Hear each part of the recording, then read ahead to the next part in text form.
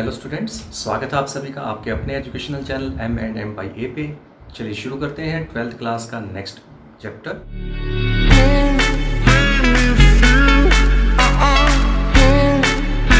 अगर अब तक आपने हमारा चैनल सब्सक्राइब नहीं किया है तो अभी सब्सक्राइब कीजिए और साइड वाला बेल आइकन को भी दबा दीजिए ताकि आने वाली वीडियो की नोटिफिकेशन आपको मिलती रहे। तो स्टूडेंट्स, नेक्स्ट चैप्टर अपना है 12th क्लास का, वो है आपका इनवर्स ट्रिग्नोमेट्रिक फंक्शंस। ठीक है, तो स्टार्ट करते हैं इस चैप्टर को। उससे पहले आपको पता होना चाहिए इनवर्स फंक्शन के बारे में, और अगर आपको इनवर्स फंक्शन का नहीं पता है कि क्या होता है इनवर्स फंक्शन, तो आपको उसके लिए आपको लास्ट वीडियो देखना पड़ेगा, क्योंकि फर्स्ट चैप्टर का last portion inverse trigonometric function inverse function था। तो वहाँ से आप इसको थोड़ा जान सकते हैं कि इनवर्स फंक्शन होता क्या है। अगर आपने वो वीडियो नहीं देखा है तो यहाँ पे आई बटन पे क्लिक कीजिए और वहाँ से आप उसको लिंक मिल जाएगा आपको उसका, और आप वहाँ से देख सकते हैं। तो हम शुरू करते हैं इनवर्स ट्रिग्नोमेट्रिक फंक्शंस। चलिए शुरू करते हैं। सबसे पहले हम बात करते हैं ट्रिग्नोमेट्रिक फंक्शन की। ट्रिग्नोमेट्रिक फंक्शन क्या होता है? Trigonometric function fx is equal to sine X, cos X, tan X, 6 होते हैं, पता है सबको। Sine, cos, tan, cot, secant, cosecant. ठीक है, थोड़ा उसको स्टार्ट करने इससे साथ साथ आपको एक चीज़ और रिक्वायरमेंट होगी कि आपको टेबल पता होनी चाहिए, जो 10th क्लास में आपने सीखी हुई है कि कौन से क्वाड्रेंट में कौन पॉजिटिव, कौन सा नेगेटिव और क्या वैल्यूज आती है, वो आपको टेबल पता होनी चाहिए 10th क्लास वाली। अगर वो नहीं आती तो आप आप इसको नहीं कर पाएंगे अच्छे से। तो कोई सीखने की कोई एज नहीं होती। कभी सोचो 10th क्लास का पोर्शन हम अब क्यों करें। ठीक है, तो वो अगर आपको ये चीज़ कमांड करनी है, ये समझना है, तो आपको 10th क्लास का जो टेबल्स थी और जो टेबल में वैल्यू निकालते थे साइन कॉस की, वो सारी आपको याद होनी चाहिए। प्लस 11th क्लास के बेसिक फॉर्मूला याद होने चाहिए जो ट्रिग्नोमेट्री में आए थे। ठीक है, sine A plus B, sine A minus B, sine C plus sine D, sine C minus sine D, cos, tan, सारे जितने फॉर्मूले थे टोटल। ठीक है, वो सारे फॉर्मूले आपको लर्न करने पड़ेंगे अगर ये चैप्टर करना है तो। छोटा सा चैप्टर है, आपको इजी लगेगा। ठीक है, तो वो हम शुरू करते हैं इसको। तो fx is equal to sine X कोई भी ट्रिग्नोमेट्रिक फंक्शन है, so it can be written as y is equal to sine X. ये आपको पता है। जैसे मैंने आपको फंक्शन का इन्वर्स के लिए बताया था, एक मैंने आपको आइडिया दिया था कि यहाँ से कोई वैल्यू, जैसे हमें, अगर आपने याद हो आपको, x की वैल्यू हम फाइंड करते थे तो इन्वर्स बोला था उसी को। तो वही चीज़ यहाँ पे x की वैल्यू फाइंड करने के लिए यहाँ से साइन को यहाँ से हटेगा साइन, और साइन हटाना इतना आसान नहीं है कि आपने हटा दिया, मन किया तो वो हट गया, नहीं। इसके लिए डायरेक्ट कोई रूल नहीं है कि आप उसको इधर से मल्टीप्लाई तो उधर डिवाइड में ले जाओ, वो सिर्फ इमेजिन करने के लिए था। तो आप ध्यान रखिएगा, आपको डिवाइड में नहीं लेके जाना है, बट इसको हटाने का एक तरीका है जिसका नाम है इनवर्स ऑपरेशन, है ना। तो दोनों साइड आप ऑपरेट कर दीजिए sine inverse, then this implies sine inverse y is equal to sine inverse sine x। ठीक है, दोनों साइड साइन इनवर्स ऑपरेट कर दिया, तो this implies sine inverse y। ये देखिए साइन इनवर्स है, ये साइन है, जैसे कल हमने किया था, अगर आपको याद हो, f इनवर्स fx था। ठीक है ना, f इनवर्स fx होता है, तो f इनवर्स fx होता है तो वो f इनवर्स o fx बन जाता है, एंड ये आइडेंटिटी होता है। किसी भी फंक्शन के साथ उसके इनवर्स की कॉम्पोजिशन जब हम लेते हैं तो then that is always identity. So इसको हम आइडेंटिटी से रिप्रेजेंट कर सकते हैं, identity x and that will be x। ठीक है, directly we can say f inverse fx will be equal to x, ये हम कह सकते हैं। तो यहाँ पे भी यही है, साइन इनवर्स साइन x है, then it can be written as x। So ये हमारे पास x की वैल्यू आ चुकी है, और मैंने कल बताया आपको, पिछले वीडियो में बताया था कि इनवर्स फंक्शन में x जो होता है वही इनवर्स होता है उस फंक्शन का। तो हम यहाँ पे चेंज करते हैं अगर x और y की पोजीशन, सो यहाँ पे हो जाएगा y is equal to sine inverse x। ठीक है, y is equal to sine inverse x, y is equal to sine inverse 2x 3x, कुछ भी हो, तो ये जो फंक्शन आपके सामने बनेगा वो आपका होगा इनवर्स ट्रिग्नोमेट्रिक फंक्शंस। ठीक है, ये अकेला नहीं है कि आप सिर्फ साइन की ही बात करेंगे, कोस, टेन, सीकेंट, कोसिकेंट, कोट, सब कुछ होते हैं, 6 के 6 होते हैं। ठीक है, तो सबका इनवर्स होता है, सेम प्रोसीजर होता है। तो ये आपका होता है notation for sign inverse x। ठीक है, ऐसे ही और भी बन जाएंगे। तो सिमिलरली नेक्स्ट हो जाएगा कोस इनवर्स x, है ना। पहले हो गया आपका साइन इनवर्स x, ये y इज इक्वल टू पहला फंक्शन। सेकेंड इनवर्स ट्रिग्नोमेट्री बनेगा कोस इनवर्स x, फिर थर्ड बन जाएगा tan inverse x। Similarly y is equal to cot inverse x, फिर आ जाएगा secant inverse x, and same procedure करते करते आप पहुंच जाएंगे कोसिकेंट इनवर्स x पे। तो ये 6 इनवर्स ट्रिग्नोमेट्रिक फंक्शंस आपको समझने हैं। ठीक है, एक सौ समझ लीजिए, वही सेम प्रोसीजर, जहां पे साइन है वहां पे कोस टेन लगा दीजिएगा तो वो सेम सारी वैल्यूज आ जाएंगी। ठीक है स्टूडेंट्स, अब बात करते हैं इसकी डोमेन और रेंज की, क्योंकि फंक्शन है तो उसकी डोमेन और रेंज भी आएंगी। ठीक है ना, फंक्शन तभी डिफाइन होता है जब उसकी डोमेन होती है और कुछ रेंज होती है। तो हम पता करते हैं इसकी डोमेन और रेंज। ठीक है, तो देखिए सबसे पहले आपको पता है ये इनवर्स है, और इनवर्स फंक्शन की बेसिक बात मैंने आपको पिछले वीडियो में बताई थी कि बाइजेक्टिव होना जरूरी है। जिस फंक्शन का भी इनवर्स एग्जिस्ट कर रहा है that means it should be bijective, वो बाइजेक्टिव होना जरूरी है। ठीक है ना, तो बाइजेक्टिव होने के लिए हम क्या करते हैं, बाइजेक्टिव करने के लिए इसको 1 1 on 2 होना पड़ेगा। ठीक है, तो हम क्या करते हैं, जैसे हमें पता है fx इज इक्वल टू आपका था sin x स्टार्टिंग में। ठीक है, तो उसका आप जब ग्राफ बनाएंगे तो डोमेन रेंज की बात कर रहा हूँ, ध्यान रखिएगा। तो जैसे उसका ग्राफ बनाते थे नॉर्मली 10th क्लास से आ जाता है, शुरू हो जाता है वो बातें, तो उसका ग्राफ कुछ ऐसे बनता है, वेवी कर्व बनता है। ठीक है, वेव बनती है उसमें। सो यहाँ पे होता है पाई, बीच में होता है π/2, है ना, एंड सो 2 पाई, और ऊपर होता है 1 और मिनिमम वैल्यू -1, बीच में 0। ये होता है साइन का ग्राफ। ये तो था y = sin x। ठीक है, सॉरी sin x। तो अब ऐसे ही हम जब इनवर्स फंक्शन की बात करते हैं तो ये बन जाएगा y = sin इनवर्स x। तो जब इसका ग्राफ प्लॉट करोगे आप तो आपको ये ग्राफ कुछ ऐसा मिलेगा, ये ऐसे बन जाएगा। मतलब जो यहाँ पे x की वैल्यूज थी वहां पे y आ जाएगा, y की वैल्यूज की जगह पे x आ जाएगा। मतलब सिंपल, एंगल यहाँ पे x में थे, यहाँ पे एंगल x में नहीं होंगे, y होंगे यहाँ पे। ठीक है ना, ध्यान रखिएगा, एंगल जो है यहाँ पे x को बोल रहे थे, यहाँ पे एंगल y वाली पोजीशन पे आएंगे। और जो यहाँ पे वैल्यूज आ रही थी -1 से 1 होती है, सबको पता है। तो यहाँ पे y की वैल्यू थी -1 से 1, तो यहाँ पे x की वैल्यू आ जाएगी -1 से। उल्टा हो गया ना, इनवर्स हो गया तो उल्टा हो गया। सो ये तो एक फंक्शन हो गया, नॉर्मली इसका ग्राफ बना दिया साइन इनवर्स x का। अब इसको अगर हमने 1 1 on 2 बनाना है तो 1 1 on 2 बनाने के लिए, क्यों, इनवर्स तभी होगा जब 1 1 on 2 होगा, तो उसके लिए हमें क्या करेंगे कि यहाँ पे इसकी 1 1 वैल्यू निकालने के लिए इसका एक पोजीशन कट कर लेते हैं। क्यों करते हैं, क्योंकि अगर आपने थोड़ा सा, मैं आपको बताना चाहूँ तो बता देता हूँ आपको एक बात, कि अगर किसी फंक्शन को 1 1 होना है तो एक वर्टिकल लाइन टेस्ट होता है। वर्टिकल लाइन टेस्ट वो क्या कहता है कि अगर किसी भी फंक्शन को हमें चेक करना है कि 1 1 है या नहीं है, तो हम क्या करते हैं, सबसे पहले वर्टिकल लाइन करते हैं। अगर वर्टिकल लाइन जो होती है वो आपकी सिर्फ एक ही जगह पे कट करती है, वर्टिकल लाइन उस ग्राफ को सिर्फ एक ही जगह कट करती है, स्ट्रेट लाइन हो चाहिए वर्टिकल, तो वो फंक्शन होता है 1 1, अदरवाइज नॉट 1 1। ठीक है, तो हम यहाँ पे अगर चेक करें तो एक लाइन ड्रॉ करें तो ये ग्राफ को कई जगह कट कर रही है।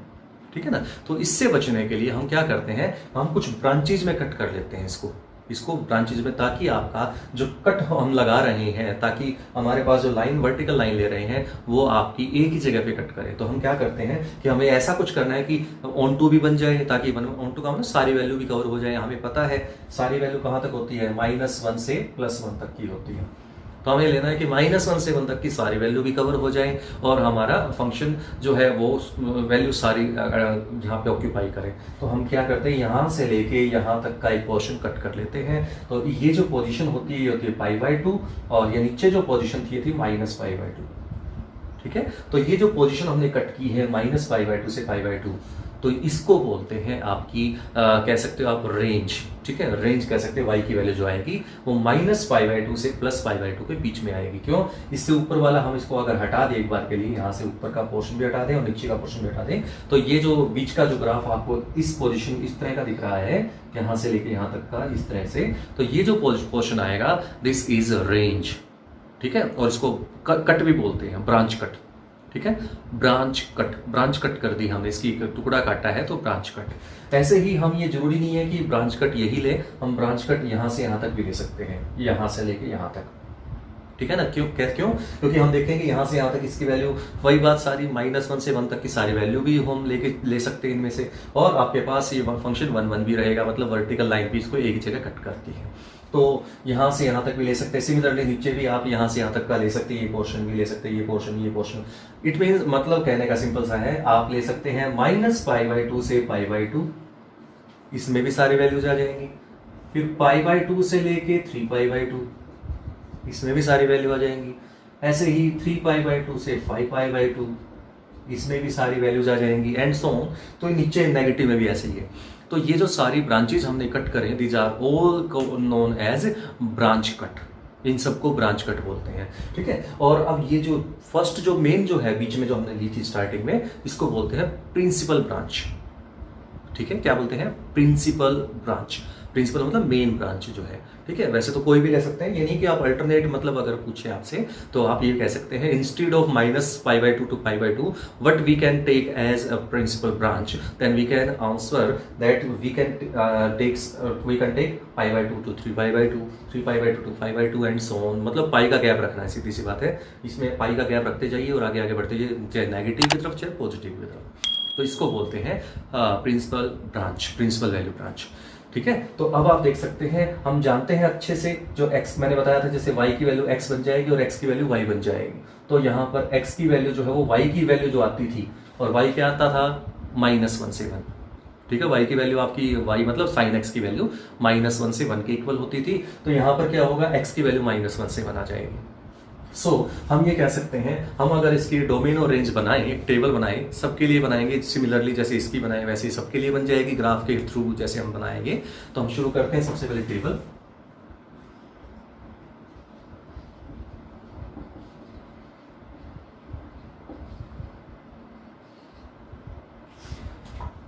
सबसे पहले साइन इनवर्स की बात करते हैं। साइन इनवर्स में मैंने बता दिया डोमेन का मतलब x की वैल्यू, और x की वैल्यू जो यहाँ है वो एक्चुअल फंक्शन के अंदर y की वैल्यू थी, और वो थी -1 से +1। सो डोमेन इज -1 से +1, ठीक है, पहला फंक्शन। तो डोमेन तो ये होगी। रेंज मैंने आपको बता दी, जो रेंज जो है वो y की वैल्यू है, और y की वैल्यू आपकी प्रिंसिपल ब्रांच को हम यूज करते हैं, रेंज कहते हैं इसको आप। तो प्रिंसिपल वैल्यू ब्रांच बोलते हैं -π/2 to π/2, -π/2 to π/2, ठीक है। ये है आपका फर्स्ट। सिमिलरली अगर हम कोस की बात करें, कोस की बात कर लें, तो उसमें भी सेम ऐसे ही आएगा, कोस inverse x, it is also belongs, ये लाइज बिटवीन -1 to 1, है ना। आपको पता है साइन और कोस -1 और 1 के बीच में होता है, लेकिन रेंज जो होगी वो 0 से पाई हो जाएगी। रेंज जो बनेगी उसके ग्राफ की वो 0 से पाई हो जाएगी, ठीक है। सिमिलर प्रोसेस को फॉलो करते हुए आपको सिर्फ एक टेबल लर्न करनी है। आपको ये नहीं पूछा जाएगा पेपर में कि कैसे, ये तो समझाने के लिए है, ठीक है। आपको बुक्स मिल जाएंगी आपकी, वैसे अगर आप फिर भी जानना चाहते हैं तो बुक से कंसल्ट कर सकते हैं, आराम से मिल जाएंगी। मेन चीज़ है हमारा टेबल लर्न करना, सबसे बड़ी चीज़, ठीक है ना। तो ये मेन चीज़ है, आपकी टेबल पता होनी चाहिए, कौन सी जगह पे कौन सी वैल्यू की ब्रांच, डोमेन और रेंज क्या आएंगी। सिमिलरली 10x, 10 इनवर्स के लिए क्या आएगा, 10 इनवर्स में आपको याद बहुत आसानी से याद रख सकते हैं। 10 में हमें पता है 10 की वैल्यू अगर मैं कहता हूँ y = 10x अगर है, तो इनवर्स में मैंने बताया जैसे x होता है y होता है, y होता है जो x होता है। तो मैंने बताया आपको जहाँ पे y है ना, y की वैल्यू वो यहाँ पे y है वो x की वैल्यू, और x की वैल्यू y की वैल्यू। तो इनवर्स में जो x है वो क्या था, इसमें y की वैल्यू थी, जैसे साइन में बताया था। तो यहाँ पे हम देख सकते हैं 10 की वैल्यू जो होती है ऑल रियल नंबर होती है। सो इसके अंदर ऑल रियल कुछ भी आ सकता है, मतलब यहाँ पे वैल्यू, ये वैल्यू x की वैल्यू वो होती है जो यहाँ पे उसकी possible value, all possible value जो हो सकती है। और हम जानते हैं 10th क्लास के थ्रू ही जानते हैं, 10th क्लास से ही कि 10 की वैल्यू जो होती है वो ऑल रियल वैल्यू होती है, ठीक है। तो ऑल रियल वैल्यू, और रेंज जो होगी वो होगी आपकी -π/2 to π/2, -π/2 to π/2 ओपन इंटरवल, ध्यान रखिएगा open interval. Similarly coat inverse x करें तो इसमें भी ऑल रियल नंबर होते हैं, और इसमें हो जाएगा 0 से पाई ओपन इंटरवल। मतलब सिंपल सा है, देखिए साइन जो है वो 10 के साथ सेम चलेगा, साइन और 10 को देखिएगा क्या क्या सेम चलेगा। इसमें ये क्लोज था साइन में, और 10 में ये है ओपन। सिमिलरली कोस और सीकेंट, कोस और कोट और सीकेंट, तीन चीज ऐसी होती हैं जो एक दूसरे से जुड़ी हुई है। साइन, टेन और कोसिकेंट एक दूसरे से जुड़े हुए हैं, तो एक जैसी आपको वैल्यूज, मतलब कहने का मेन ये दो ही हैं, मेन दोनों को याद रखिए, ठीक है, उससे आपको याद आ जाएगा।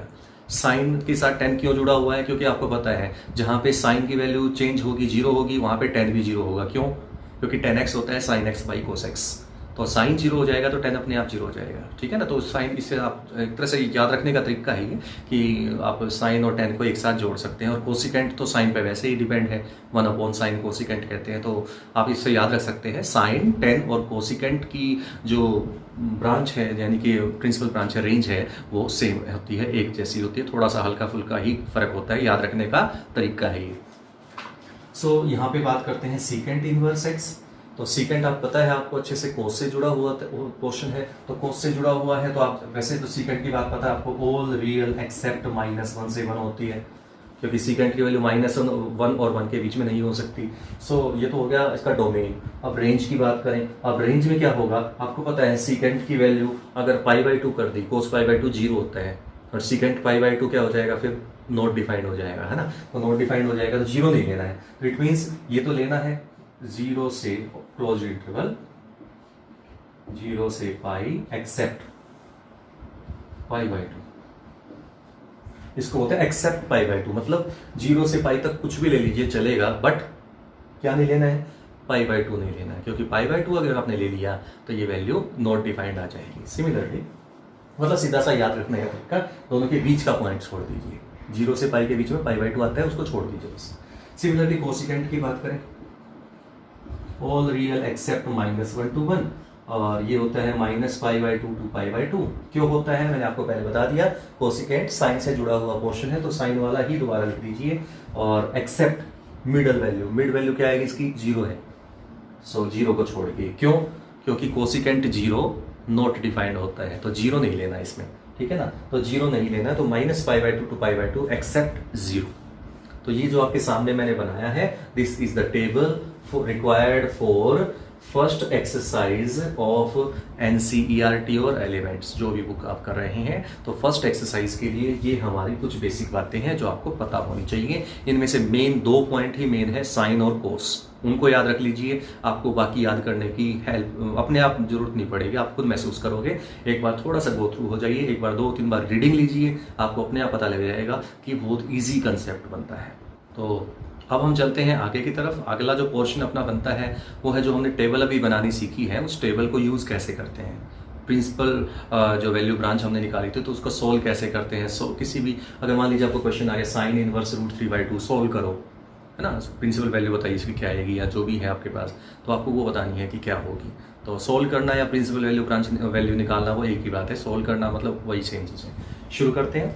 आपको पहले तो पता होना चाहिए साइन इनवर्स की बात की जा रही है, तो साइन इनवर्स एक्स की जो ब्रांच होती है वो -π/2 to π/2 होती है, ठीक है ना। अब इसको आप ऐसे समझिए, यहाँ भी होता है 0, ठीक है, 0 होते ना यहाँ पे, तो आपको पता ही है 0 है, और ऊपर होता है π/2, तो यहाँ पे π/2, और नेगेटिव -π/2 कहाँ आएगा, नीचे, नेगेटिव एंगल नीचे की तरफ होता है, 11th में आया था।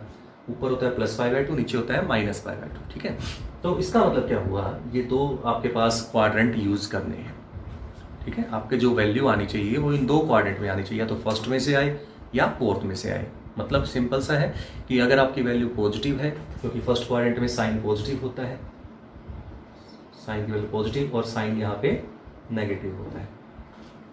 अगर आपकी वैल्यू पॉजिटिव है तो आप चलेंगे फर्स्ट क्वाड्रेंट में, और अगर आपकी वैल्यू नेगेटिव है तो आप उसको ले जाएंगे फोर्थ क्वाड्रेंट में।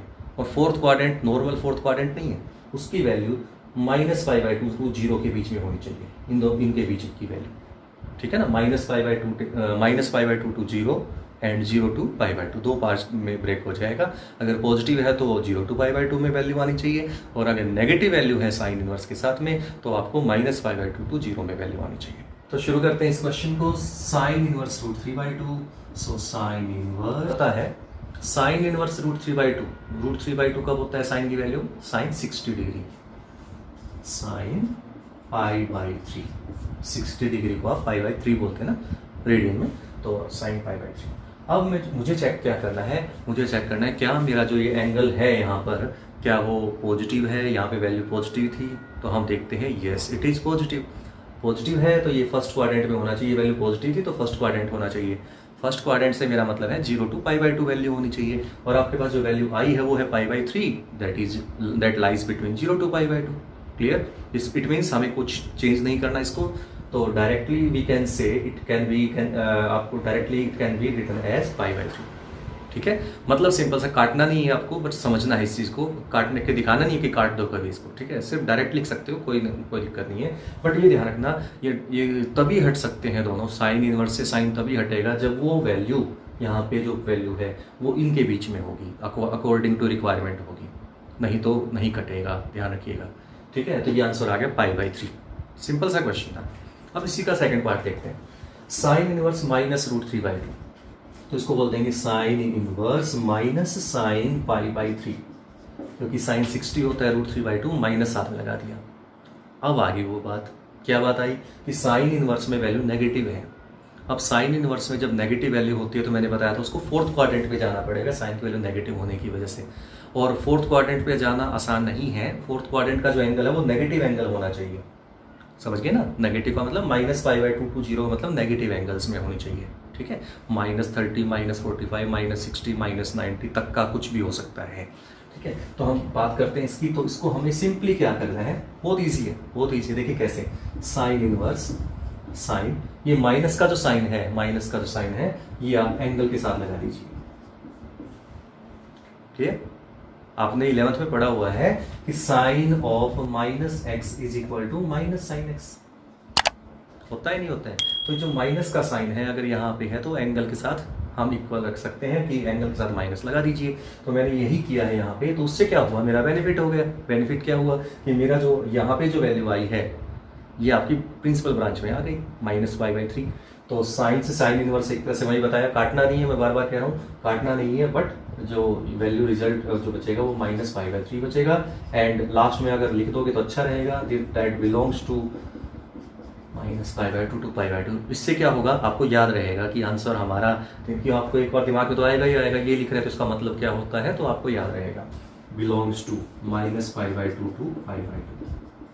वैसे लिखना कोई ज़रूरी नहीं है, बट अगर लिखोगे तो आपका ही फायदा है कि आपको ये याद रहेगा कि वैल्यू क्या, फिर एकदम मन में आएगा, चेक तो करें कि क्या ये वैल्यू इसमें बिलोंग कर रही है, नहीं कर रही है। नहीं कर रही तो आपको पता लग जाएगा कि गलत है, तो आप सही कर सकते। नेक्स्ट क्वेश्चन आपका है कोस इनवर्स में। तो कोस इनवर्स एक क्वेश्चन मेरा 1/√2 सोल्व करो, यानी कि सोल्व करने के लिए बोला जाए क्वेश्चन, या प्रिंसिपल वैल्यू बनाने के लिए कहा जाए तो आप कैसे करेंगे। अब आपको याद होना चाहिए साइन कोस इनवर्स की जो ब्रांच होती है वो होती है 0 to π होती है ना, 0 to π। अब 0 to π का मतलब क्या समझते हैं, 0 to π यहाँ तक जाएगा, बीच में क्या आएगा π/2, यहाँ पे क्या आएगा पाई, ठीक है ना। यहाँ पे 0 डिग्री होता है, पता है सबको 0 डिग्री 0 रेडियन की बात है।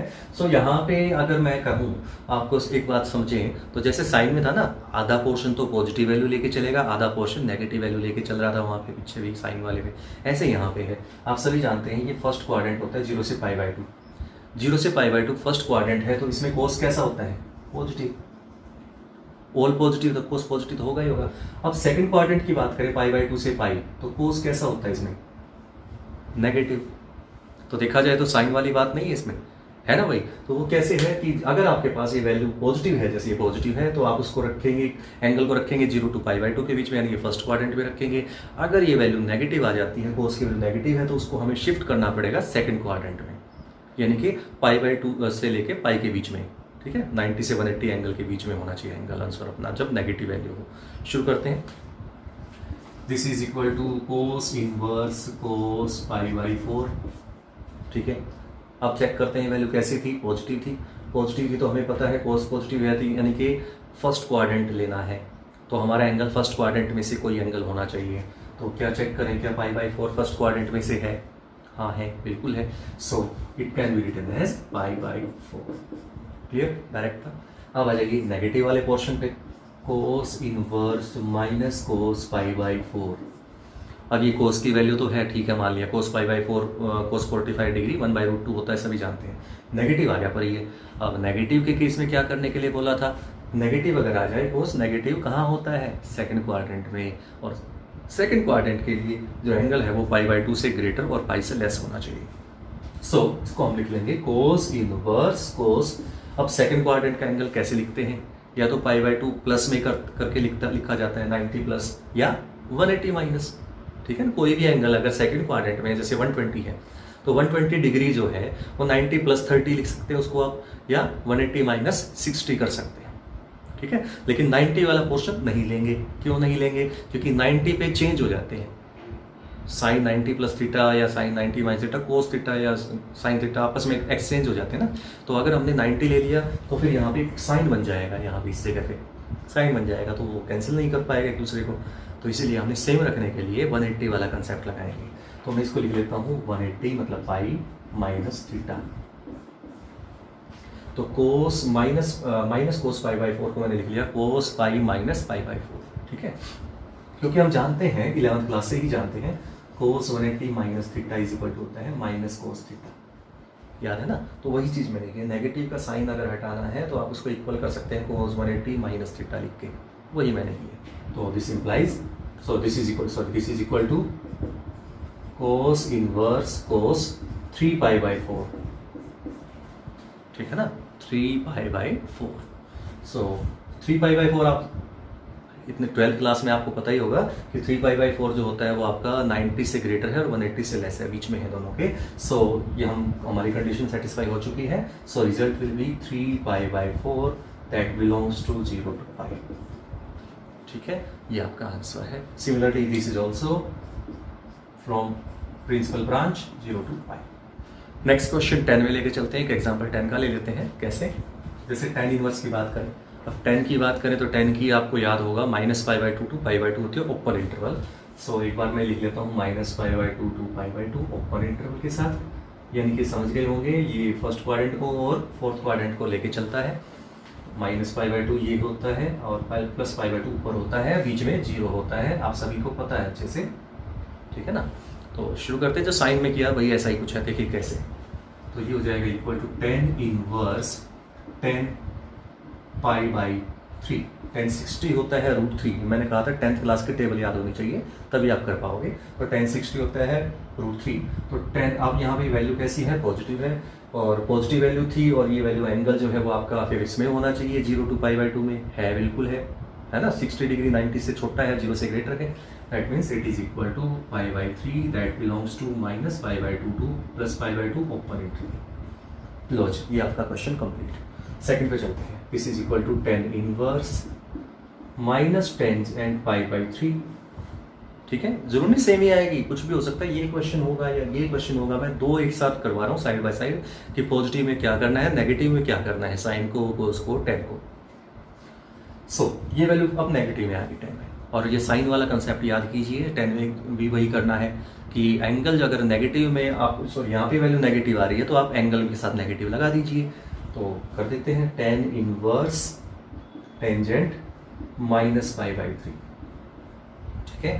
10 से 10 इनवर्स वही कैंसिल अब हो जाएगा, क्यों, क्योंकि ये ब्रांच में शामिल हो चुका है, नीचे वाली ब्रांच में है ये, तो इसमें हो जाएगा माइनस पाई बाई 3, ठीक है, because this belongs to minus pi by 2 to plus pi by 2। एक क्वेश्चन मैं थोड़ा सा हट के ले लेता हूँ कोसिकेंट इनवर्स में। वैसे तो कोई दिक्कत नहीं है, जैसे मैंने कहा था मेन तो दो ही हैं, साइन और कोस, सेम कंसेप्ट चलता है, बस आपको पता होना चाहिए वैल्यूज़ कहाँ से कहाँ तक होती है।